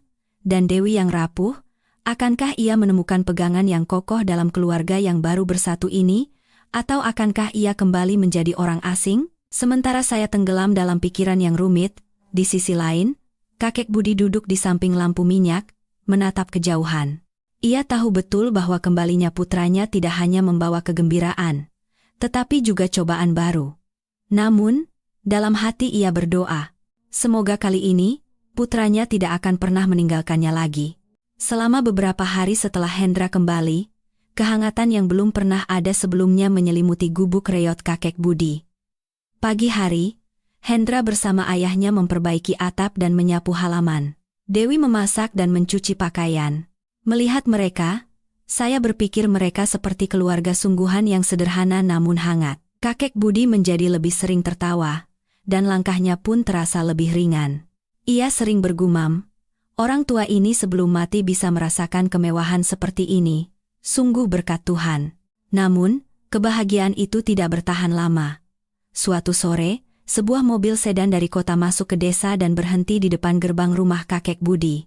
Yang turun dari mobil adalah seorang wanita berpenampilan modis berusia sekitar pertengahan 30-an dan seorang anak laki-laki berusia sekitar 10 tahun. Saya langsung tahu mereka adalah istri dan anak Hendra. Wanita itu melangkah masuk ke halaman dengan wajah kaku. Hendra, melihat mereka, wajahnya berubah pucat dan ia segera berlari menghampiri. Sayang, kenapa kamu di sini? Istrinya menatap tajam suaminya, lalu menyapu pandangannya ke rumah yang hampir roboh itu dan berkata ketus, di koran dan internet beritanya heboh sekali, aku tidak bisa percaya begitu saja, jadi aku datang langsung membawa anak kita. Saat itu, kakek Budi yang sedang bekerja di dapur keluar karena mendengar suara. Begitu melihat cucunya, wajahnya berseri-seri dan ia tersenyum ramah. Jadi ini cucu kakek, ya? Namun, wanita itu hanya mengangguk dingin tanpa senyum. Udara di halaman seketika membeku. Dewi, yang bingung harus berbuat apa, diam-diam meletakkan nampan makanan dan pergi ke kebun agar tidak mengganggu. Istrinya melihat sekeliling dengan tatapan penuh curiga. Hendra, aku benar-benar tidak mengerti. Kenapa ayahmu tinggal di tempat seperti ini, dan kenapa ada desas-desus wanita datang setiap malam? Apa kamu tahu ini sangat merusak nama baik keluarga kita? Mendengar pertanyaan itu, kakek Budi menundukkan kepala, dan Hendra tidak tahu harus berbuat apa. Saya yang berada di sampingnya bisa melihat dengan jelas rasa malunya. Ia tergagap. Sayang, ini tidak seperti yang digunjingkan, ayahannya. Istrinya memotong. Jangan membela diri, aku mau dengar kebenarannya. Saat saya hendak ikut campur, kakek Budi angkat bicara dengan suara serak namun jelas. Jangan salahkan dia. Ini semua salahku. Para wanita itu datang bukan untuk hal yang buruk. Mereka hanya butuh tempat untuk mencurahkan isi hati. Aku ini sudah tua, tidak ada yang perlu ditakutkan, jadi aku hanya mendengarkan. Wanita itu terdiam sejenak, tetapi masih mengerutkan kening. Tapi orang-orang di luar sana tidak berpikir sesederhana itu. Apapun yang tertulis di berita, aku tidak bisa percaya. Aku hanya khawatir ini akan berdampak buruk pada pekerjaanmu dan masa depan anak kita. Mendengar itu, Hendra menatap istrinya dan berkata dengan nada memohon, sayang, ayah tidak bersalah. Kita tidak bisa mengabaikan ayah hanya karena reputasi. Ayah sudah puluhan tahun hidup sendirian seperti ini. Lihatlah sendiri. Saat itu, anak mereka tiba-tiba berlari ke arah kakek Budi dan bertanya dengan polos, kakek, apa benar setiap malam banyak orang datang dan menangis? Kakek Budi tersenyum sambil mengelus kepala cucunya. Benar. Setelah menangis sepuasnya, hati mereka jadi lega. Seperti yang kau lihat, mereka hanya meninggalkan air mata dan pulang. Mendengar jawaban polos itu, si anak mengangguk, dan ibunya sejenak kehilangan kata-kata. Malam itu, seluruh keluarga duduk mengelilingi meja makan. Untuk pertama kalinya dalam puluhan tahun, kakek Budi makan bersama putra, menantu, dan cucunya. Namun, Bayang-bayang kecurigaan membuat suasana tidak sepenuhnya hangat. Menantunya, setelah makan beberapa suap, meletakkan sendoknya dan berkata terus terang, "Hendra, aku tidak bisa membiarkan anak kita tumbuh di tengah desas-desus seperti ini. Kamu harus memilih, tetap di desa ini merawat ayahmu, atau kembali ke kota dan melanjutkan pekerjaanmu. Kita tidak bisa terus seperti ini." Kata-kata itu seperti pisau yang menusuk jantung Hendra. Ia menunduk dalam diam. Mendengar itu, kakek Budi menghela napas, mengambil lauk dan meletakkannya di mangkuk nasi menantunya, lalu berkata perlahan, "Menantuku benar. Anak itu juga punya keluarga dan masa depan yang cerah. Jangan sampai hancur karena aku. Kalau memang begitu, biarlah aku tinggal sendiri di sini seperti dulu. Aku sudah terbiasa." Mata Dewi yang duduk di salah satu sudut memerah. Ia menggigit bibirnya erat-erat, lalu akhirnya meledak. "Anda tidak seharusnya memaksa Mas Hendra membuat pilihan seperti itu. Kakek sudah cukup kesepian. Bakti seorang anak, bakti seorang menantu, adalah dengan memikul beban bersama, bukan menyuruh seseorang untuk meninggalkan yang lain." Semua orang di meja makan membeku. Menantunya menatap Dewi dengan tajam. "Siapa kamu? Berani-beraninya ikut campur urusan keluarga kami?" Dewi gemetar, tetapi menjawab dengan tegar, "Saya adalah orang yang diselamatkan oleh kakek, ditampung saat tidak punya tempat tujuan. Kakek memperlakukan saya seperti anaknya sendiri. Saya tidak ingin melihat kakek ditinggalkan lagi." Suasana menjadi sangat tegang. Saya segera menengahi. "Semuanya pasti mengkhawatirkan kakek, kan? Hanya saja cara berpikirnya berbeda. Tolong jangan salahkan Dewi, dia hanya mengatakan apa yang ada di hatinya." Malam itu, setelah makan, menantunya membawa anaknya masuk ke kamar. "Hendra tinggal bersama saya dan ayahnya." Ia menghela napas. "Pak Agus, ini benar-benar sulit. Memikirkan ayah membuat hati saya sakit. Tapi saya juga takut kehilangan keluarga. Kata-kata istri saya juga tidak salah. Zaman sekarang ini sangat kejam." Kakek Budi meletakkan tangannya di bahu putranya dan berkata dengan suara pelan, "Jangan khawatirkan aku. Aku sudah terbiasa hidup sendiri. Kau datang menemuiku seperti ini saja sudah membuatku puas." Hendra menunduk. Air matanya menetes di punggung tangan ayahnya. Saya duduk di sebelahnya, hati saya terasa seberat batu. Pertemuan yang seperti mimpi itu kini melahirkan tragedi baru. Sang ayah memahami perasaan anaknya, sementara sang anak terkoyak di antara bakti dan tekanan realitas. Dewi tidak bisa tidur hingga larut malam. Saya melihatnya duduk di beranda, menatap kegelapan. Saya bertanya pelan, "Apa yang sedang kamu pikirkan?" Ia tersenyum sedih. "Saya berpikir, jika suatu hari kakek kembali sendirian, saya akan tetap di sisinya. Saya memang tidak punya hubungan darah, tapi saya berutang nyawa padanya." Saya kehilangan kata-kata. Saat itu saya sadar, cinta dan tanggung jawab tidak harus berasal dari ikatan darah. Ada juga ikatan yang terjalin dari hati dan rasa terima kasih yang dibagi saat melewati masa-masa tergelap bersama. Setelah makan malam yang tegang itu, rumah kakek Budi diliputi keheningan yang berat. Hendra tenggelam dalam pergolakan batin yang mendalam. Kakek Budi pura-pura tegar, dan Dewi gelisah seolah itu masalahnya sendiri, mengkhawatirkan kakek. Istri Hendra, setelah menginap semalam, keesokan paginya berkata dengan tegas, "Hendra, kita tidak bisa menunda lagi. Agar keluarga kita bisa tenang, kamu harus membuat keputusan. Aku tidak mau anak kita tumbuh di tengah gunjingan seperti itu. Kalau kamu terus ragu, masalahnya hanya akan semakin besar." Mendengar itu, seisi rumah seolah berhenti bergerak. Kakek Budi yang duduk di sampingnya meletakkan cangkir teh dengan tangan gemetar. Ia tidak berkata apa-apa, hanya menunduk sambil menghela napas. Hendra menatap istrinya dan berkata dengan suara bergetar, "Sayang, ayah tidak melakukan kesalahan apapun. Bagaimana bisa aku pura-pura tidak kenal dengan ayahku yang sudah tua?" Istrinya tetap bersikeras. "Aku tidak menyuruhmu meninggalkan ayah, tapi kita tidak bisa membiarkannya terus hidup seperti ini, menjadi bahan omongan seluruh kampung. Kalau memang begitu, lebih baik kita titipkan saja di panti jompo. Di sana ada tenaga ahli yang merawat, dan setidaknya kita tidak perlu mendengar desas-desus buruk seperti ini."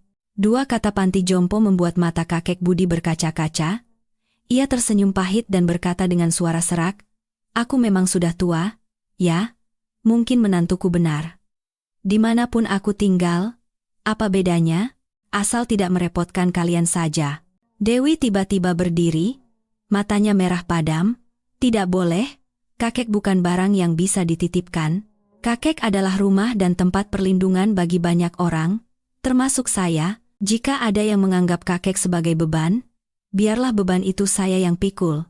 Saya berutang nyawa pada kakek, jadi saya akan tinggal dan merawatnya." Udara di ruangan itu terasa sesak seolah akan meledak. Istri Hendra menatap Dewi dengan pandangan menghina. "Siapa kamu ikut campur? Kamu itu hanya numpang di sini, tidak punya hubungan darah, jangan ikut campur urusan keluarga kami."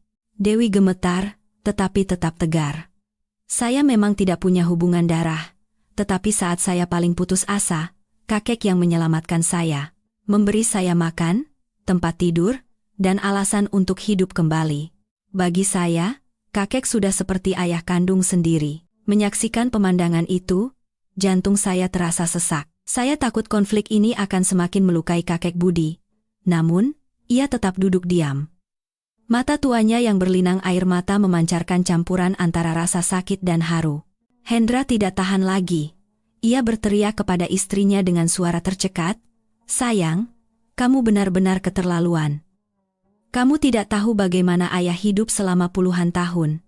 Aku tahu kamu takut dengan pandangan orang, tapi pikirkanlah, yang tersisa bagi ayah hanyalah rumah ini dan orang-orang yang datang menemuinya.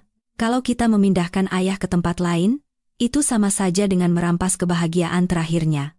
Istrinya terdiam, tetapi tatapannya masih keras.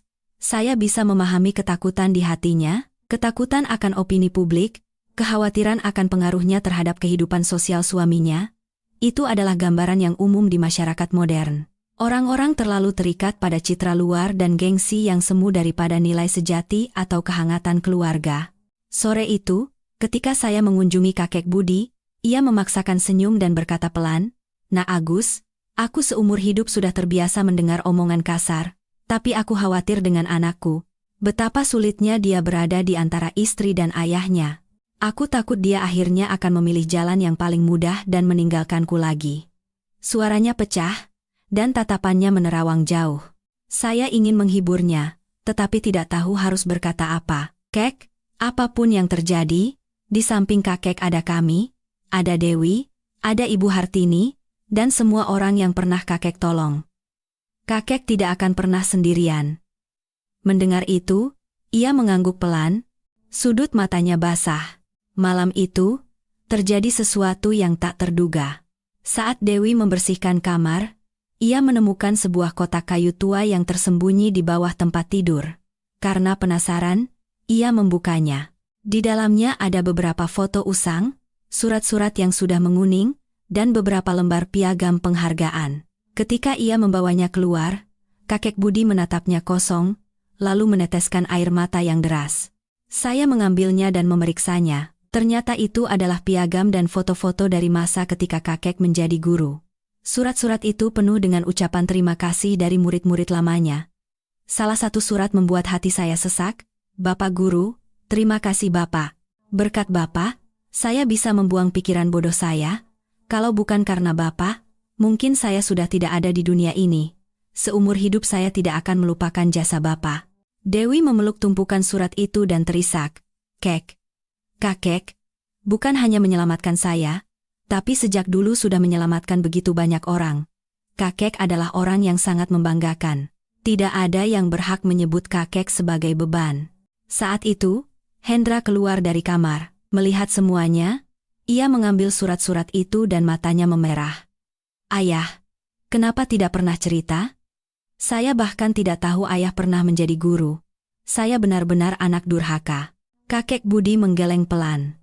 "Semua itu sudah lewat, untuk apa diungkit lagi? Orang yang tidak bisa menjaga keluarganya sendiri, apa yang bisa dibanggakan dari menjadi guru?" Hendra memeluk ayahnya dan berkata dengan suara gemetar, "Tidak, Ayah. Ayah tidak gagal. Yang gagal adalah saya. Selama ayah diam-diam menyelamatkan orang, saya justru meninggalkan ayah dan hidup untuk diri sendiri. Saya benar-benar malu." Dewi yang berdiri di sampingnya berkata pelan, "Mas Hendra, jika Anda benar-benar merasa malu, sekarang lindungilah kakek. Jangan biarkan orang lain menentukan nasib kakek lagi." Kata-kata itu seperti lonceng yang membangunkan jiwa yang tertidur. Saya melihat Hendra memegang erat tangan ayahnya. Matanya memancarkan tekad, namun, di sisi lain, istrinya berdiri dengan wajah campur aduk antara kebingungan dan kemarahan. Ia tidak berkata apa-apa, hanya berbalik diam-diam dan membawa anaknya masuk ke kamar. Malam itu, rumah kecil kakek Budi dipenuhi berbagai macam emosi. Kakek duduk di samping lampu minyak, menatap kejauhan. Hendra gelisah, tidak tahu harus berbuat apa di antara istri dan ayahnya. Dewi duduk di beranda, menatap kegelapan dengan hati yang rumit namun teguh. Dan saya, yang menyaksikan semua ini, tahu bahwa rahasia besar tentang masa lalu kakek Budi baru saja terungkap, dan itu akan menjadi titik balik yang mengubah pandangan semua orang. Namun, pada saat yang sama, saya juga khawatir. Jika fakta bahwa kakek adalah seorang guru dan telah menyelamatkan banyak muridnya diketahui publik, opini akan kembali bergejolak. Akan ada yang kagum, tetapi juga akan ada yang curiga dan mencoba menggali masa lalunya lebih dalam. Apakah kakek Budi masih punya kekuatan untuk menahan gelombang itu sekali lagi? Setelah penemuan surat dan piagam di dalam kotak kayu tua itu, suasana di rumah kakek Budi banyak berubah. Hendra semakin menyayangi ayahnya, dan Dewi semakin mantap untuk tetap di sisinya. Namun, istri Hendra masih belum membuka hatinya. Setiap kali ia melihat para wanita datang untuk menangis atau bercerita, ia mengerutkan kening dengan tidak senang. Suatu malam setelah makan, ia berkata terus terang, "Hendra, aku tidak tahan lagi melihat ini. Aku tidak menentang kamu merawat ayah, tapi aku tidak setuju ayah terus-menerus menerima wanita-wanita itu di rumah. Kita punya anak, punya nama baik keluarga yang harus dijaga." Kata-katanya membuat suasana di ruangan itu menjadi dingin. Kakek Budi yang berada di sudut dapur menuang teh dengan tangan gemetar. Ia mendengar semuanya, tetapi tidak menjawab. Hendra ragu-ragu. "Sayang, mereka hanya datang untuk berkeluh kesah. Pikirkanlah, apalagi yang bisa dilakukan ayahku yang sudah tua?" Istrinya tetap keras kepala. "Aku tidak mau tahu. Hentikan ini. Kalau tidak, aku akan pergi membawa anak kita. Dan kamu rawat saja ayahmu sendirian." Kata-kata itu menghantam dada Hendra. Matanya memerah dan ia terdiam. Melihat itu, kakek Budi menghela napas dan berkata dengan suara sedih, "Menantuku benar. Aku sudah tua dan menjadi beban. Kalau karena aku keluarga kalian hancur, aku akan membawa penyesalan seumur hidup." Saat itu, Dewi meledak dalam tangis dan berlutut di depan kakek. "Kek, jangan bicara begitu.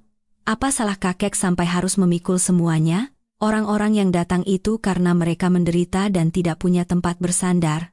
Kakek adalah tempat perlindungan terakhir mereka. Bagaimana bisa itu menjadi hal yang buruk?" Ketegangan yang menyesakkan memenuhi ruangan. Saya yang menyaksikannya merasa jantung saya termas.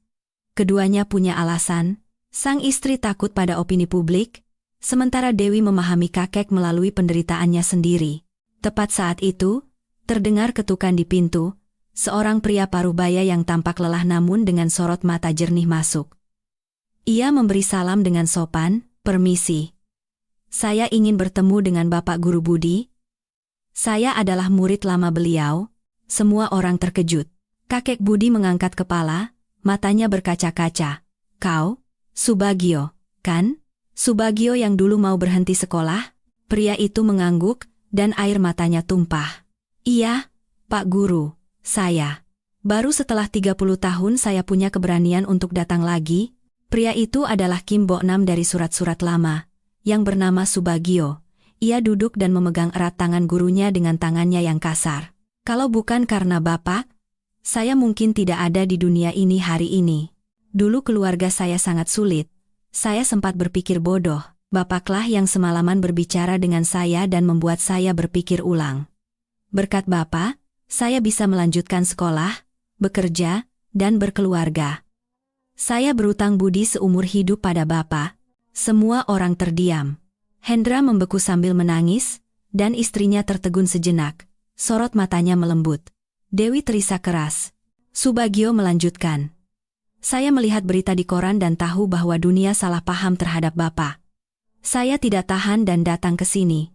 Saya ingin mengatakan kepada dunia bahwa Bapak telah menyelamatkan banyak murid, termasuk saya. Saya percaya, orang-orang yang datang mencari Bapak sekarang, sama seperti saya dulu, hanya butuh seseorang untuk mendengarkan dan mengulurkan tangan di ujung keputusasaan. Kata-katanya seolah mematahkan semua keraguan. Istri Hendra terdiam, wajahnya memerah. Ia bingung dan berkata, Saya tidak tahu ayah pernah menjadi guru dan menyelamatkan begitu banyak orang. Kakek Budi menyeka air mata dan berkata dengan suara gemetar, Aku tidak melakukan hal yang luar biasa. Aku hanya tidak bisa mengabaikan orang yang menderita. Dan itu juga caraku untuk melupakan kesepianku sendiri. Subagio semakin erat memegang tangan gurunya dan berkata dengan suara tercekat, Jangan berkata begitu, Pak. Bapak adalah pahlawan. Jika Bapak mengizinkan, saya akan berbicara pada media dan menceritakan semua kebenaran agar dunia mengenal Bapak dengan benar. Mendengar itu, istri Hendra tiba-tiba menundukkan kepala. Suaranya menjadi jauh lebih pelan. Ayah, maafkan saya. Pikiran saya sempit. Saya hanya mengkhawatirkan nama baik keluarga. Saya salah. Seharusnya saya tidak melarang ayah melakukan perbuatan baik itu. Kakek Budi menggelengkan kepala dan mengelus pelan punggung tangan menantunya. Kamu tidak salah. Istri dan ibu mana yang tidak khawatir dengan suami dan anaknya?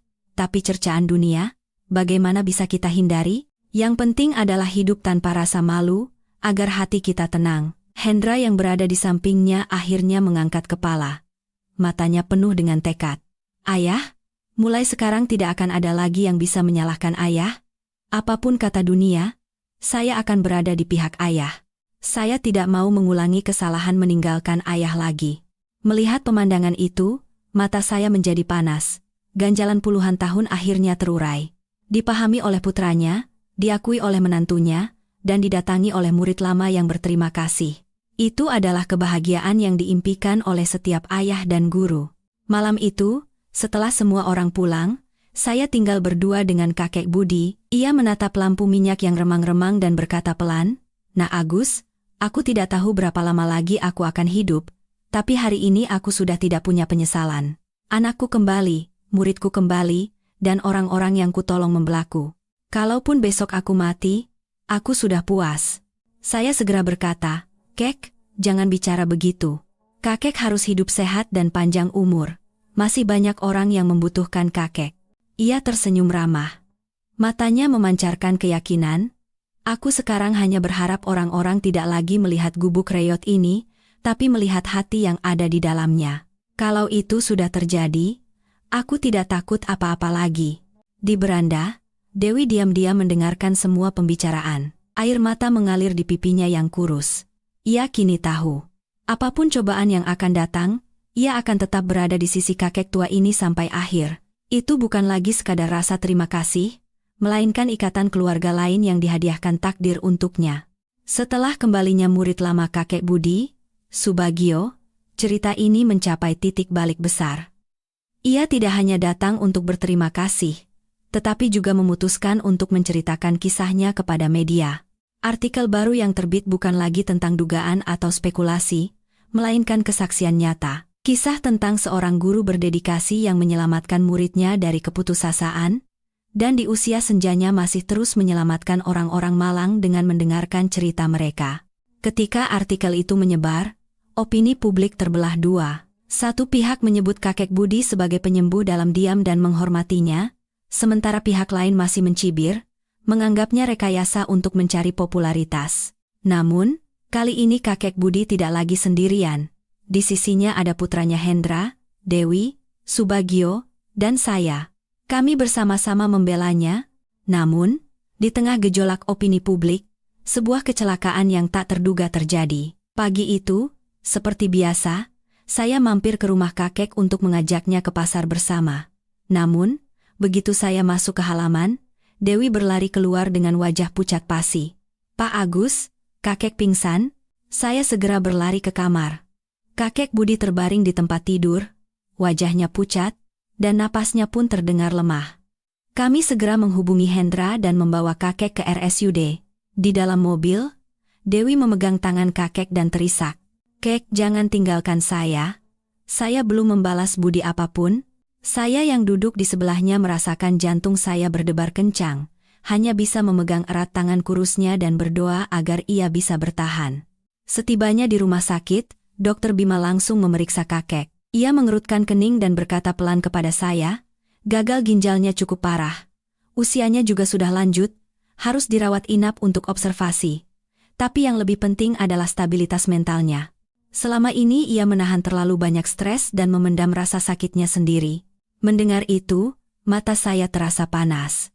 Selama puluhan tahun, kakek menjadi penopang bagi orang lain, tapi siapa yang menjadi penopangnya? Selama kakek dirawat, Dewi hampir tidak pernah meninggalkan sisinya. Ia mengganti kompres, menyuapi bubur, dan memijat tangan dan kaki kakek. Hendra juga setia mendampingi, sesekali diam-diam memalingkan wajah untuk menyeka air mata. Istri Hendra, meskipun beberapa hari pertama menjaga jarak, perlahan mulai berubah. Ia melihat langsung ikatan kuat antara kakek dan Dewi, mendengar cerita Subagio, dan melihat tatapan khawatir warga desa yang datang menjenguk. Semua itu menggerakkan hatinya. Suatu hari, ketika di kamar hanya ada saya, Dewi, dan dia, ia membuka mulut dengan pelan. "Saya salah. Saya hanya menganggap ayah sebagai beban. Saya terlalu takut dengan pandangan orang sampai mata saya buta. Melihat ayah terbaring seperti ini, saya baru sadar, reputasi apapun tidak lebih penting dari nyawa dan ikatan keluarga." Ia menyeka air mata. Mendengar itu, Dewi memegang tangannya dan berkata dengan suara tercekat, "Kakek tidak butuh apa-apa selain cinta. Kalau Mbak menyayangi kakek, kakek pasti akan sangat bahagia." Kabar kakek Budi dirawat di rumah sakit menyebar ke seluruh desa. Orang-orang tidak lagi bergunjing, melainkan berbondong-bondong datang menjenguk. Ibu Hartini datang dengan tongkat sambil membawa sekotak jeruk, Pak Slamet membawa beberapa kilogram beras, dan Bu Wati menyelipkan uang di tangan Dewi untuk biaya pengobatan. Semua orang berkata, beliau hidup dengan menanam kebaikan, makanya begitu banyak orang yang mengkhawatirkannya. Selama beberapa hari itu, Subagio juga sering datang. Ia duduk di samping ranjang dan menceritakan tentang keluarga dan pekerjaannya kepada gurunya. Kakek Budi tersenyum samar dan memegang erat tangan muridnya, seolah menemukan kembali kebanggaannya di masa lalu. Suatu kali, ia berbisik dengan susah payah, "Aku kira hidupku ini gagal, tapi melihatmu hari ini, hatiku jadi tenang." Subagio menangis dan menundukkan kepala. "Tidak, Pak Guru. Bapak tidak pernah gagal. Kalau bukan karena Bapak, tidak akan ada saya yang sekarang." Mendengar itu, seisi kamar terdiam. Saya melihat Hendra, matanya juga berkaca-kaca. Saya bisa merasakan penyesalan besar yang ada di hatinya saat itu. Suatu sore, saat sinar matahari masuk melalui jendela, kakek Budi memanggil semua orang. Suaranya serak, tetapi jelas. "Anak-anakku, aku sudah tua, hidupku tidak lama lagi. Tapi ada satu hal yang ingin aku sampaikan. Jangan takut pada cercaan dunia. Hiduplah tanpa rasa malu, dan saling menyayangi dengan tulus, maka apapun kata dunia tidak akan jadi masalah. Seumur hidupku aku hidup dalam kesepian karena takut pada mulut orang. Sekarang aku sadar, betapa sia-sianya hal itu." Dewi menelungkupkan wajahnya di tangan kakek dan meledak dalam tangis. "Kek, kakek harus hidup agar kami bisa berbakti. Jangan tinggalkan kami." Hendra juga memegang tangan ayahnya dan terisak. "Ayah, saya janji, saya tidak akan pernah meninggalkan sisi ayah lagi. Apapun kata dunia, saya yang akan melindungi ayah." Istrinya, untuk pertama kalinya, berlutut di depan ranjang kakek dan menangis. "Ayah, maafkan saya. Saya terlalu egois. Mulai sekarang, saya akan merawat ayah bersama suami saya." Kamar itu menjadi lautan air mata. Kakek Budi tersenyum. Matanya juga berkaca-kaca. Ia berbisik, "Itu sudah cukup bagiku." Namun, Bima mengingatkan, stabilitas mental memang penting, tapi kesehatan juga perlu dijaga. Beliau harus terus menjalani pengobatan. Dan setelah pulang nanti, jangan biarkan beliau berada di lingkungan yang penuh tekanan lagi. Seluruh keluarga harus bersama-sama menjaganya. Saya mengangguk dan berjanji dalam hati, inilah ujian terbesar. Bukan penyakitnya, melainkan menjaga kepercayaan dan memastikan tidak ada lagi yang hidup dalam ketakutan karena desas-desus. Malam itu, setelah semua orang pulang, saya tinggal di sisi kakek. Ia menatap saya dan tersenyum ramah. "Nak Agus, terima kasih. Kalau bukan karena kamu, aku tidak akan bisa membersihkan namaku, tidak akan bertemu lagi dengan anakku, dan tidak akan tahu bahwa aku masih orang yang berharga." Saya segera menjawab, "Kek, jangan bicara begitu. Kakek telah menyelamatkan banyak orang. Sekarang giliran kami yang merawat kakek." Ia mengangguk pelan dan memejamkan mata. Wajahnya tampak sangat damai. Melihat kakek yang tertidur, hati saya pun anehnya menjadi tenang. Saya tahu hidupnya telah melewati banyak badai, tetapi akhirnya ia menemukan seberkas cahaya. Dan di dalam cahaya itu, bukan hanya kakek, tetapi kita semua yang diselamatkan dan berterima kasih padanya, ikut disembuhkan bersama. Setelah hampir sebulan dirawat, kesehatan kakek Budi berangsur pulih. Berkat perawatan tulus dari Dewi, Hendra, dan menantunya, kakek menjadi lebih bertenaga, dan wajahnya pun lebih cerah. Ketika Bima mengatakan ia boleh pulang, seluruh keluarga menangis haru. Kakek duduk di kursi roda yang dipinjam dari rumah sakit dan tersenyum ramah. Orang tua ini sebelum mati bisa melihat hari seperti ini, sudah tidak ada penyesalan lagi. Pada hari kakek pulang, seluruh warga desa berkerumun menyambutnya. Tidak ada lagi yang mencela atau curiga seperti dulu. Sebaliknya, mereka membawa hadiah tulus, seperti sayuran dari kebun, segenggam beras, atau sekeranjang buah. Ibu Hartini, dengan tongkatnya, memegang tangan kakek dengan gemetar. "Kek, desa ini berutang besar pada kakek. Dulu saya juga curiga, tapi setelah melihat kakek terbaring di rumah sakit, saya sadar. Kalau bukan karena kakek, banyak dari kami yang mungkin tidak punya kesempatan untuk hidup." Kakek Budi tersenyum ramah dan melambaikan tangannya. "Aku tidak melakukan hal yang luar biasa, hanya mendengarkan saja." Namun, binar di matanya membuat hati siapapun yang melihatnya terenyuh. Gubuk reyotnya kini telah berubah total. Hendra memanggil tukang untuk memperbaiki atap, memasang pintu baru, dan mengecat dinding.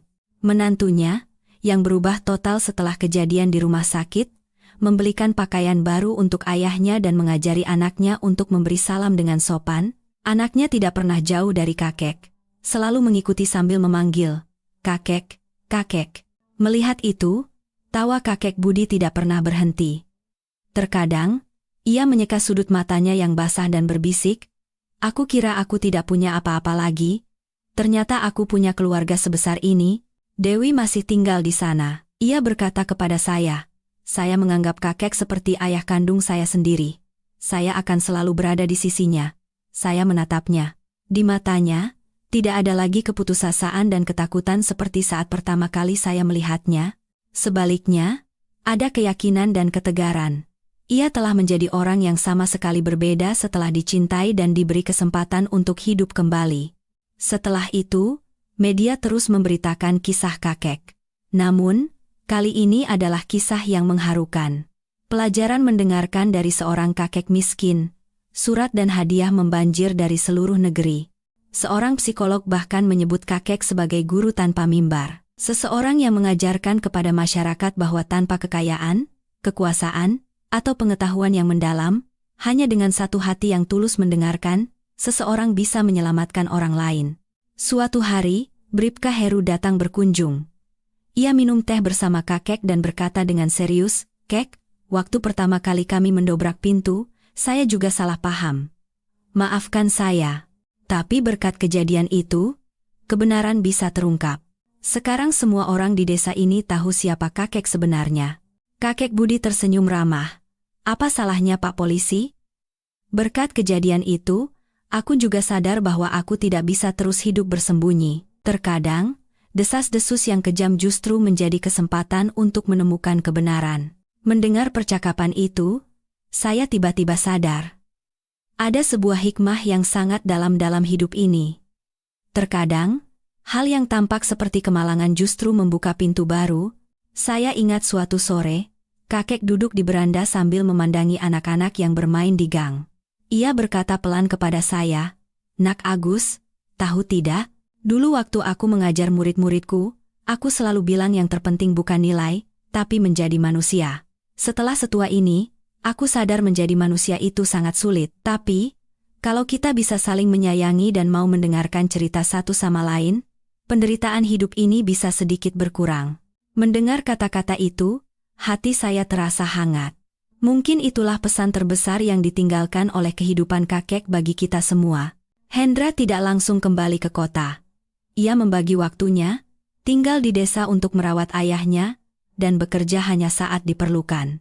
Istrinya, yang awalnya sulit menerima, juga berubah. Ia sering mengajari anaknya, "Kakekmu menyayangi banyak orang, jadi kamu juga harus menyayangi kakek." Anaknya semakin dekat dengan kakek, dan setiap pulang sekolah selalu berlari menghampiri kakek untuk menceritakan kegiatannya seharian. Suatu malam, ketika seluruh keluarga berkumpul, Hendra berkata, "Ayah, ayo tinggal bersama kami di kota. Di sana rumah sakit dekat, dan kami ada di samping ayah. Ayah tidak perlu tinggal di rumah reyot seperti ini." Kakek Budi terdiam cukup lama, lalu tersenyum. "Aku sudah terbiasa di sini. Rumah ini memang tua, tapi ini adalah tempat di mana banyak orang datang untuk menangis dan tertawa. Kalau aku pergi dari sini, rasanya seperti meninggalkan mereka. Hatiku tidak akan tenang. Biarlah aku tinggal di sini saja, asalkan kalian sering datang. Itu saja sudah membuatku bahagia." Mendengar itu, Dewi menambahkan, "Mas Hendra, jangan khawatir. Saya akan bersama kakek. Kakek tidak akan pernah kesepian lagi." Mendengar itu, kakek Budi menoleh ke arah Dewi. Tatapannya begitu hangat, seolah menatap putri kandungnya sendiri. Waktu berlalu, dan desa kami kembali damai. Namun, setelah kejadian itu, warga desa mulai berpikir ulang tentang arti mendengarkan, tentang sikap terhadap orang tua dan orang-orang yang tidak beruntung. Alih-alih menyebarkan desas-desus jahat, orang-orang mulai mencari cara untuk saling membantu.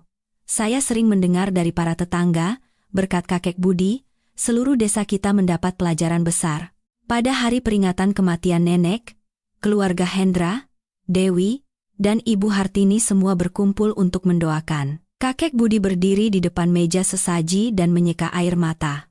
"Ibu, akhirnya aku bisa merasakan kebahagiaan di sisi anak-anak. Ada juga seorang anak yang tidak punya hubungan darah, tapi menganggapku seperti ayahnya sendiri. Sekarang aku tidak punya keinginan apa-apa lagi." Semua orang yang mendengarnya meneteskan air mata. Malam itu, saya mencatat semua cerita ini. Jika suatu hari nanti ada yang bertanya kepada saya apa yang saya pelajari dari kakek Budi, saya akan menjawab seperti ini, "Saya belajar bahwa hal terpenting dalam hidup bukanlah kekayaan atau ketenaran, melainkan cara untuk mendengarkan dan mencintai dengan tulus." Satu kata penyemangat yang hangat, satu hati yang mau mendengarkan, terkadang bisa menyelamatkan nyawa seseorang. Seorang kakek berusia lebih dari 70 tahun, di sebuah gubuk reyot, telah membuktikan fakta itu dengan seluruh hidupnya. Dan suatu hari nanti, saat ia menutup mata, saya percaya ia akan pergi dengan damai, meninggalkan warisan yang tak terlihat, namun lebih berharga dari apapun di dunia ini, yaitu kehangatan hati sesama manusia. Kehidupan kakek Budi berakhir dengan sederhana, tetapi kisahnya meninggalkan banyak pemikiran bagi kita. Seorang kakek berusia 70-an hidup di sebuah gubuk reyot tanpa harta dan kekuasaan, tetapi menjadi penopang bagi banyak orang. Ia tidak menggunakan uang atau kekuatan, melainkan hanya satu hal, hati yang mau mendengarkan. Dan justru kemauan mendengarkan itulah yang menyelamatkan banyak nyawa, membawa mereka yang terpuruk dalam jurang keputusasaan menuju cahaya. Kisah ini mengingatkan kita, bahwa di masyarakat modern ini, tidak semua orang menginginkan hadiah mahal atau makanan mewah. Beberapa orang hanya butuh tempat untuk duduk, menceritakan kisahnya, dipahami, menangis sepuasnya, dan setelah itu tetap bisa percaya bahwa dirinya adalah pribadi yang berharga. Kakek Budi, melalui perbuatan yang tampak sederhana itu, telah menciptakan keajaiban. Ia menunjukkan bahwa kemanusiaan sejati tidak terletak pada materi, melainkan pada empati dan berbagi. Melalui cerita ini, kita juga mendapat pelajaran lain, bahwa desas-desus bisa membunuh seseorang, tetapi kebenaran dan kebaikan pada akhirnya akan terbukti. Di setiap masyarakat, pasti ada tatapan curiga dan lidah yang tajam. Namun, jika kita punya cukup kesabaran dan keyakinan, kebaikan suatu saat akan diakui, dan yang lebih penting adalah diri kita sendiri yang menjalani kehidupan sehari-hari, bukan hanya menonton dan bergunjing, tetapi kita harus belajar untuk mendengarkan dan mengulurkan tangan, mungkin perhatian kecil kita, satu kata hangat, atau momen saat kita mendengarkan, bisa menyelamatkan satu nyawa yang putus asa. Kakek Budi telah tiada, tetapi ia meninggalkan warisan berharga bagi kita, kehangatan keluarga, kemurahan hati, dan yang terpenting, kekuatan kemanusiaan. Jika kita masing-masing hidup dengan tulus, mendengarkan cerita satu sama lain, dan berbagi, penderitaan dan kesepian di dunia ini akan sedikit berkurang. Para pemirsa, jika cerita hari ini menyentuh hati Anda, silakan tinggalkan pemikiran Anda di kolom komentar di bawah ini, dan bagikan agar lebih banyak orang dapat mengambil pelajaran berharga ini bersama. Jangan lupa untuk berlangganan saluran kami dan aktifkan notifikasi, agar tidak ketinggalan cerita-cerita yang mengharukan dan mendalam yang kami sajikan setiap hari. Hidup ini penuh dengan badai, tetapi selama kita menyimpan kehangatan kemanusiaan di dalam hati, cahaya akan selalu ada di suatu tempat.